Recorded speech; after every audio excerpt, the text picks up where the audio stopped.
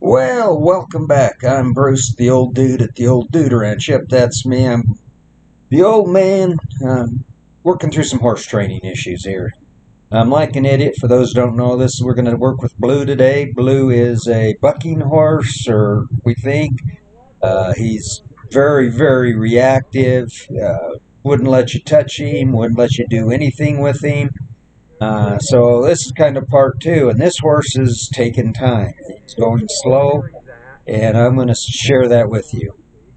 So I've already put out video one, and it's spent a week with him, or not quite a week yet, but we're trying to go through here and still just get his feet going, get his reaction going, uh, continue after round penning left and right. He is a horse that, for you guys that watch the other videos, you can't touch him. He won't let you get near him. He's just crazy reactive. So I've got him a little bit now where he'll let me come up and rub his forehead a little bit, play with him a little bit. But we're still just trying to gain his trust. Obviously, wherever he came from, he has got scared of people. And so I'm just showing these full wide videos. They are edited some, but they still are long. Just trying to show you the process I have to go through to gain this horse's trust.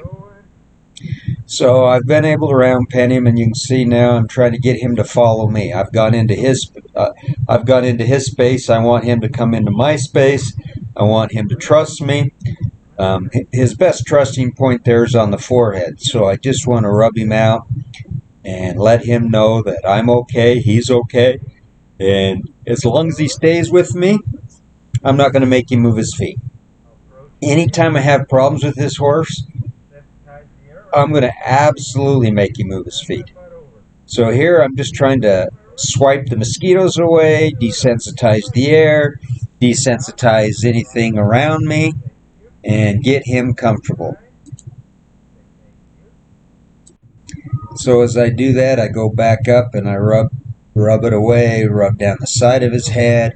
He doesn't like that. I rub it away, rub it down the other side, rub his forehead. I just want to make sure that he trusts me. I want to make sure that he's okay. I want to show him a halter. The way they got a halter on him before was rope him down, tie him down, pull him tight. Is the only way you could possibly do it. I showed in the previous video they left the halter on, and I understand that, because to get a halter on this horse is dangerous. I asked the young lady to take it off when I got here, when he brought Blue out. If I'd have realized how dangerous it was, I wouldn't have let her do that. This horse is not ready for a halter. He was bought halter trained and lead trained, but not even close. His horse, as reactive as is, this is where you get danger. This is where you have problems. And yeah, during my training sessions, he's charged me a few times, he's kicked at me a few times, he's red-armed me a few times, and that's when you get hurt. So I'm just trying to desensitize him to my touch. This horse is so silly. You know, he'll let you touch his head, but he won't let you touch his body. He won't let you get close to him. And it just inch at a time. Patience. But I want to prove that a horse like this can be trained, and you can have fun doing it. Yeah, I was an idiot, and I did run an ad to try to find a really knothead horse, and boy, did we come through. I've trained a lot of horses, but this one here is a challenge, so thank you so much for finding him for me. On part one, I told you a little bit about my life. I'm an older gentleman. I just love animals, love horses, love riding. I'm a hunter. I get out and elk hunt. My brother and I have a blast elk hunting, and we have some of the best elk hunting stories I've ever heard, and we've done it for years and years and years. So right there, you see how sensitive. The minute he takes off after all that touching, that's normally what he does, I get after him. Now I got to make him move his feet. That is exactly what I'm talking about. Even after a week, to here, he will not let you come close. And that normally, the way he took off, he normally would come into you like that to try to make you move your feet. At least he's running away from me now and not as much so into me. So anytime he's that reactive, anytime he is going to get that flighty, go back to round pen. It's not safe to play with a horse like this until they are not that touchy. And you saw right there. And the crazy thing about this horse is one day you think you're past that stage, and the next day you're right back there. What I'm going to tell you guys that are working a horse like this, take your time. They're going to be good for a day or two, and then they're going to go back, and then they're going to come back a little bit. And it's a slow process. It's a cyclical process. They start, you think you're there, and then you're not. You'll see that through a lot of this training sessions that I do, that he loves to retrogress. And every time he does, I'm going to make him move his feet and remind him what we had to do before. So I'm asking him here, are you ready to be nice, or do you want me to keep moving your feet? So he's starting to think. Notice how he's walking into me. He's stepping into me. I know he's not, says, okay, I'm not going to be as reactive, so I'm walking back away. And that's not as close as I was before when I was touching him, but that's the way this horse is. You have to continue to remind him that my space is not your space, and if you're not going to behave, you're going to move your feet. So now he's trying to follow me. He's trying to find a relief spot. I'm giving it back to him. I'm reminding him, yeah, I will give you that relief spot. So now I'm going to take my stick that I just used to chase him with, and I'm going to rub it away. Anytime I sensitize, I got to desensitize, so I'm going to rub it away. I'm going to rub up and down the side of him. I'm going to rub it on each side. I'm going to make it really feel that my tools are not going to hurt you. This horse is so overreactive. I've had horses where I get through some of these lessons in a day, and in 7 days he's ready to ride. I've had other horses that's taken longer. This horse is going to take a long time. He is that traumatized or sensitized or reactive. So this is a little trick that I do on my own. I put my lunge rope around his head and I pull down on his head. I'm just trying to get him used to pressure. I'm trying to get him used to halter. So I put it about an inch behind the pole, and as I pull down, I'm going to hold pressure until he dips his head. Once he dips his head, I'm going to relieve pressure. That horse is going to learn from the release of pressure, not from pressure. So I'm just trying to get him used to being handled a little bit, even with the rope, and then I walk away. Later, I come back in here and I ask him to come back into me in the center of the ring and let him follow me. I want him really comfortable. What I find is I can't go any faster than a horse can go. I can't teach him to overcome this in a day or two. He has to learn over time until it just becomes a habit that he gets used to me. This solid foundation on the ground is what's going to make this horse safe to ride. So here you notice I rub him and I retreat. I rub him and I retreat. I retreat a lot on a horse like this. So here I'm sensitizing the air. I retreat away. Let him know, because the more I sit there and do that, the more agitated he gets until he's going to bolt again. So just love on him, rub on him, whatever he'll let you rub on. Don't push any harder. But after you do that, I like to retreat a little bit. You see him backing up. I'm moving a little bit closer now, rubbing on his shoulder, to rubbing the air. This horse, for a long time, wouldn't let me touch him at all. So sometimes I just had to spend time rubbing the air away, swatting at gnats, swatting at flies. Right there, I'm just swatting at flies in the air. He's not going to let me touch him. He's letting me get on the side. He'll let me touch his forehead. Now, what I don't want to do is rope him and put a halter and then just hold him tight while I rub him. I like to take my time and just go slow with a horse, because, yeah, you could force them, but the next day they're just going to be just as wild, and they're going to set you back. You're going to go back farther than forward. So just spend hours and hours. And while you do this. Horses, I can't tell. My brother and I, it reminds me, we used to go up elk hunting, and Dad had put both of us on one horse, and we were riding what we called Brownie one day, and we were riding up a steep cliff, and sure enough, it rolled over on both of us. It hurt pretty bad. My brother bails off, and I get the saddle horn right in the chest. So you can have these accidents on horses, so you don't want to. You want to make them safe. And so I like to really get a solid foundation, get them friendly before you even start working at really the ground training. I'm just working on them. I want them to be a pet. I want them to be a puppy dog. I want them not to be afraid of me. I want them to come to me. Get silly with yours. Have some fun. Do whatever you can, and you'll see I do a lot of that. I want this horse so I can, if I wanted to pack an elk on it or if I wanted to do anything, I could. So now I come back out the next day and I start doing the same thing I did the days before. I rub him where he'll let me rub him. I round pen him. I walk away from him. I approach, I retreat. I approach, retreat. And I'm just getting him comfortable with me. And I'm going to go back to my little trick about putting my whip around his neck and hold him a little bit while I desensitize the air. Get him used to being held a little bit still sometimes. Not really worried about catching him. I'm more worried about he's comfortable catching me. He's comfortable with me catching him. He's comfortable with me riding the side of the head. This horse was silly. There were a couple spots he'd let you touch. The other spot, you got to start all over again. So I'm rubbing his forehead because that's his best spot, and then I try to desensitize another spot. So I rub his right side, then I rub his forehead. I rub around his right side, I rub his forehead. I'm trying to work spots, and as I take the pressure off anything he gives me.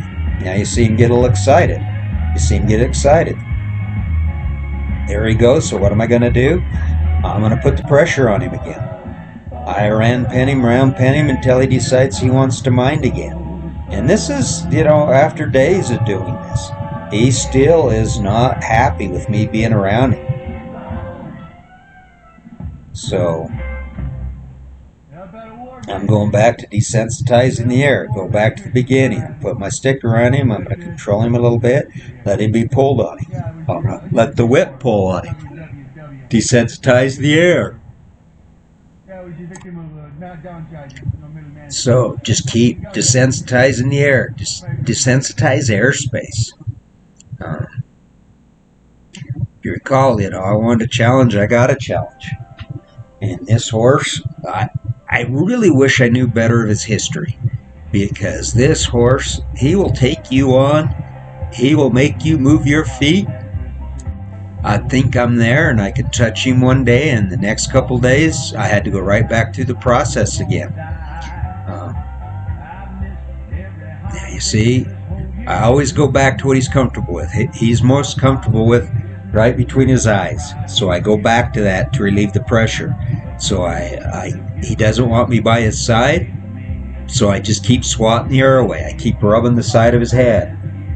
Whatever I do on one side, I got to do on the other side. People that think it's easy, yeah, I thought a lot of this horse training was easy. That's why I wanted to find a horse like Blue. I really wanted to understand, what does it take for something that just absolutely people have had problems with, what absolutely would scare the crap out of most people. And this is the type of horse that'll do it. He just has no respect for humans. He has no respect at all. And once he's had enough of me up there, I make him move his feet again, and I come back and I do it over and over. Repetition. He's learned that if he stands in front of me, that it's relief. But what he hasn't learned is if I go to the side, I need that same relief. I need that same standing still. So here I'm going back to the same desensitizing you'll see over and over again. I'll do both sides, his left, his right. I'll wave around. I'll flick at him. I'll flick in the air. I will go back up and ask him now, can I come to your side? He's getting a little bit better. You see, I'm getting more to his side. He's starting to let me give his side, but he's still very sensitive. And once I do one side, I got to go to the other side. And then after he gets there and I can feel he's getting a little tense and he's giving it to me, I go back to his comfort zone. Take the baby steps. Take them.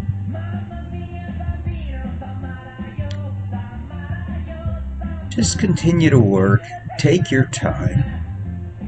You know, I could capture the horse, I could force him, and I could put a lot of pressure on him. But if he's not ready, it just becomes a train wreck, and he's already agitated. And you know, most people will sell a horse like this. They won't even take the time. And that's really what I wanted a horse like this to see if you took the time, could you get him to calm down? The nice thing, this horse isn't climbing the rails anymore. He's not charging at me. He's not kicking at me. He knows my space.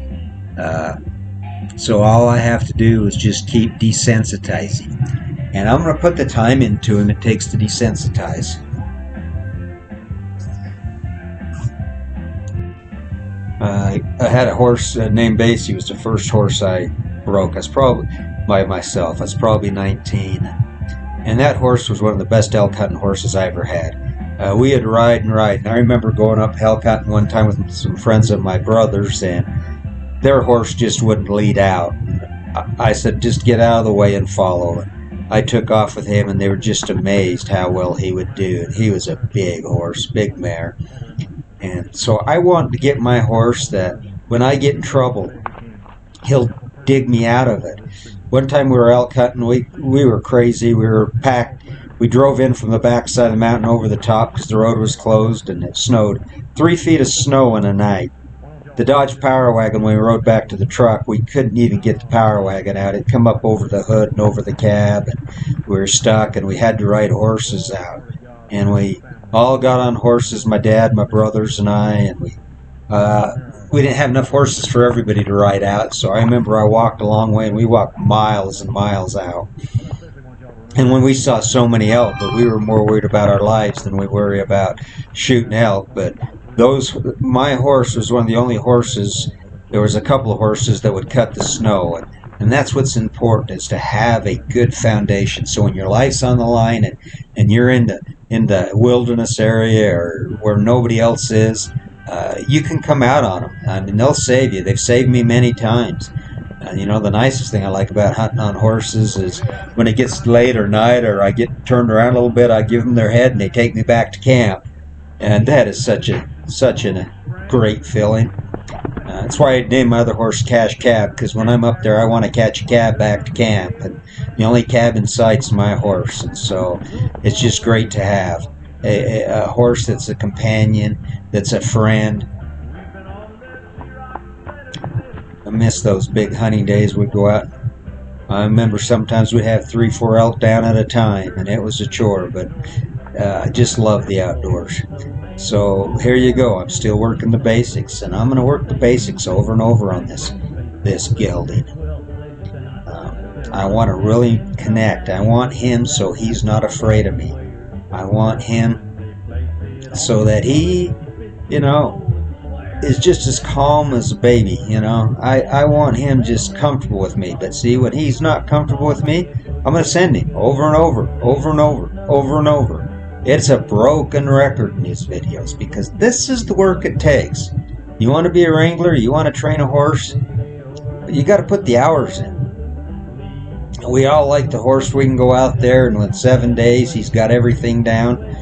This isn't the horse for that. This is a horse that is just, he is not going to give in. He's got a stubborn will.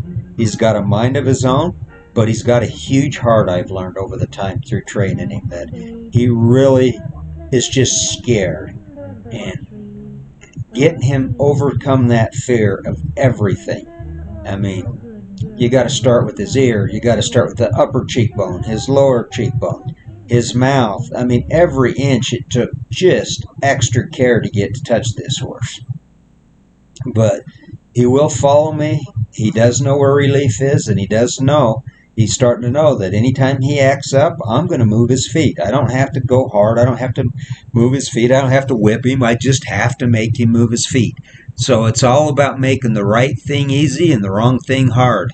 And when he does the wrong thing, I make it really hard. When he does the right thing, I make it easy. And I only use the pressure I need to get the job done. I just want to make his mind change. Sometimes I don't have to round pen him very long. Sometimes just one lap around, he'll come right back to me like, oh yeah. When I first got him, it was 20, 30 minutes just to get him to round pen before he'd calm down. So spend the time. Now I'm pulling on the halter. That's something new for him. I've put a halter on him now, and I'm starting to first time I had a halter on him. I got calm enough now to get a halter on him. So this is something new to him. A little halter control. I know he had a halter on, but as reactive as he is, he shouldn't have had a halter on him. So you saw him jump just when I clip him. So now I just want to work the halter. I want him to feel the pressure of a halter.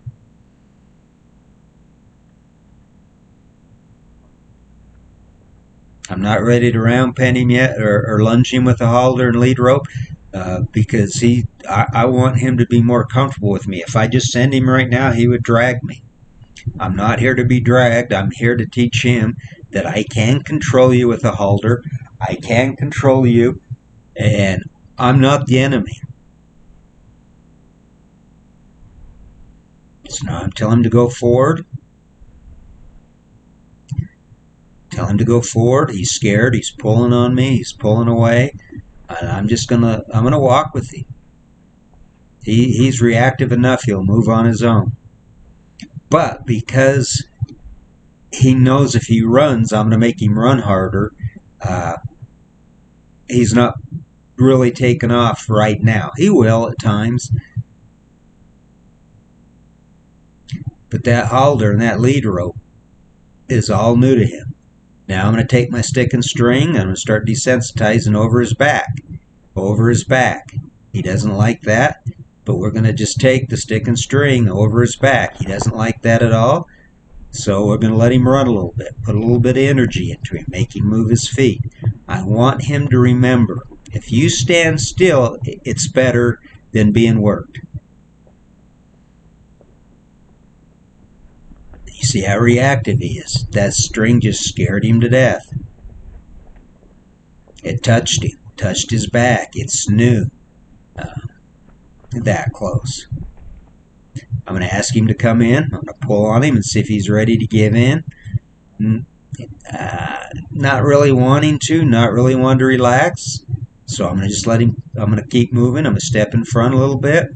Now he stopped and thought about it, said, okay, and now I'm going to rub it away. Now I'm going to ask him to go the other direction. Now I'm on a different side.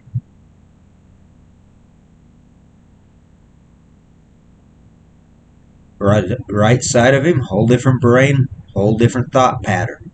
So now I just want him to circle drive a little bit here the other way around.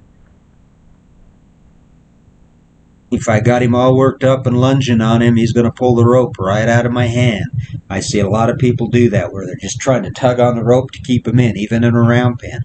I'm not there to just let him run around in circles. I'm there that I want him to know that if I have a rope on you, I want you to do what I say. Now I'm going to yield his rear end, look at his rear end, teach him to yield a little bit. Teach him to yield a little bit.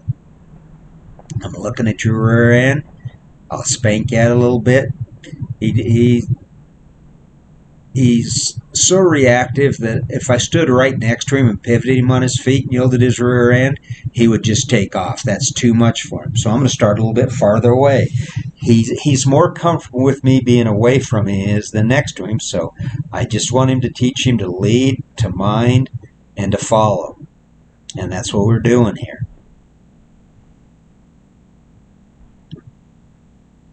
This is really new to this horse. Now I'm going to ask him to go to the right. I don't want him to go too hard. I just want him to go into control. Everything isn't run. Everything isn't a race. Have some patience. And you got to adapt to different horses, because normally I wouldn't do this. I would be right there next to him, yielding his rear end, tapping the air, tapping his butt, making him stage 1 yield rear end. But where he's this responsive and he's this jumpy, I just want him to get comfortable with me in his space. I want him to get comfortable with me with a lead rope, so that I can actually start working the sensitizing drills. But until he's a little bit more comfortable and ready for that, I'm not going to put that pressure on him. We're just going to take time, enjoy, and now that he did that, I'm going to rub it all away.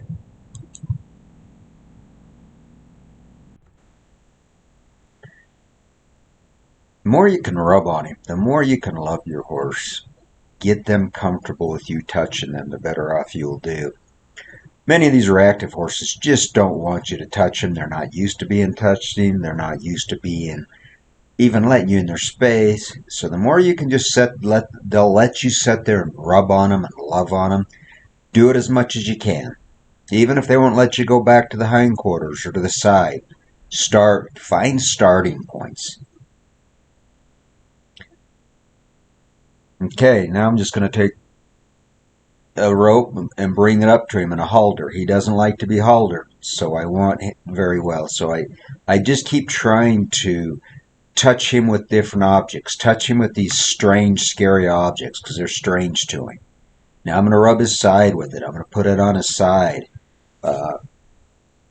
His horse, to be haltered, you would have had to rope it and pretty much pin it down, and it'll be fighting you all the way to put a halter on.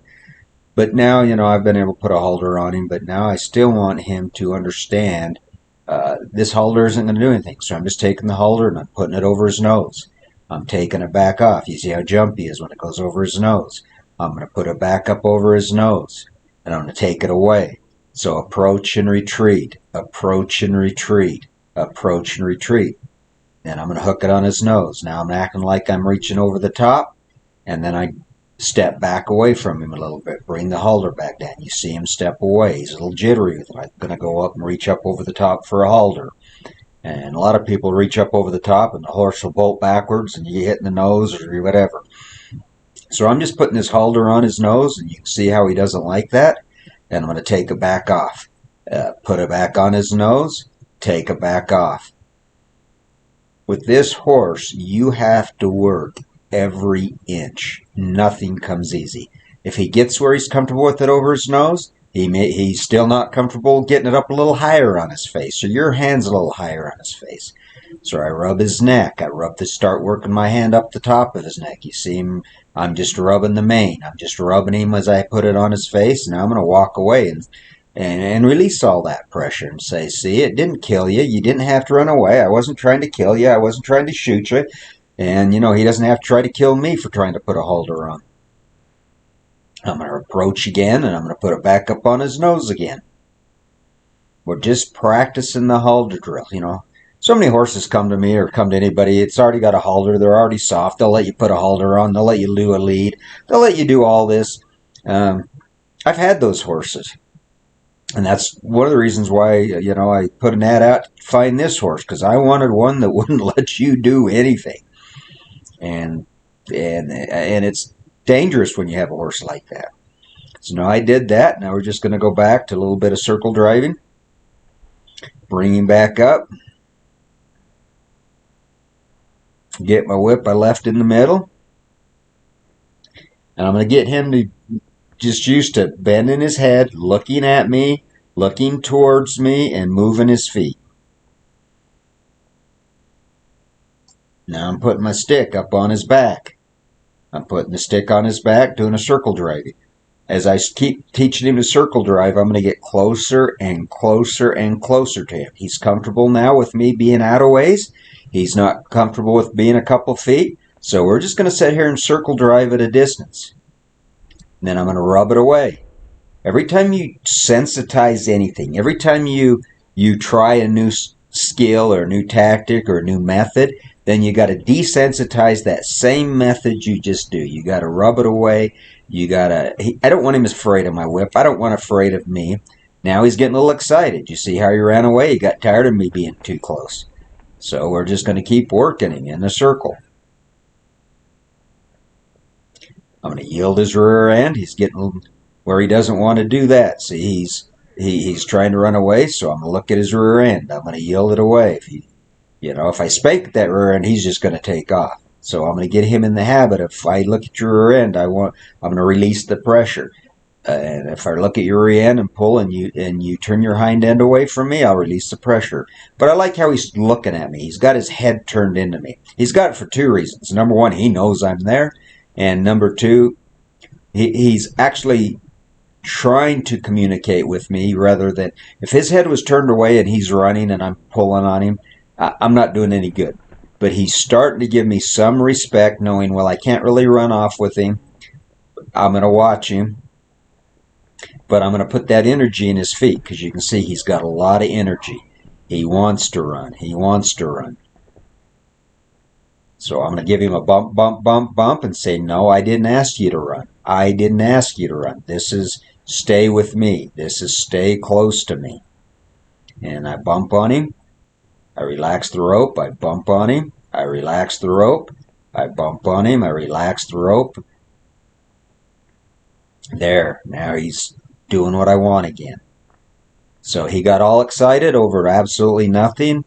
I wanted him to think, and he got back to the reactive side of the brain. I'm trying to get back to his thinking side of the brain.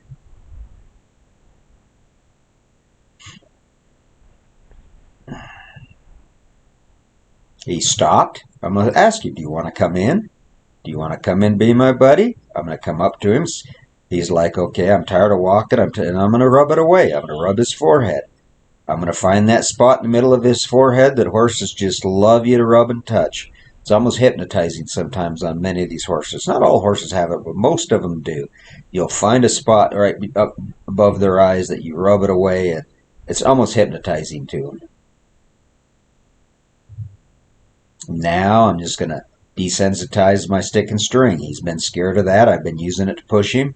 Gonna rub away. Oh, and there comes my favorite wild cats. I hate them. Those are the neighbor's cats.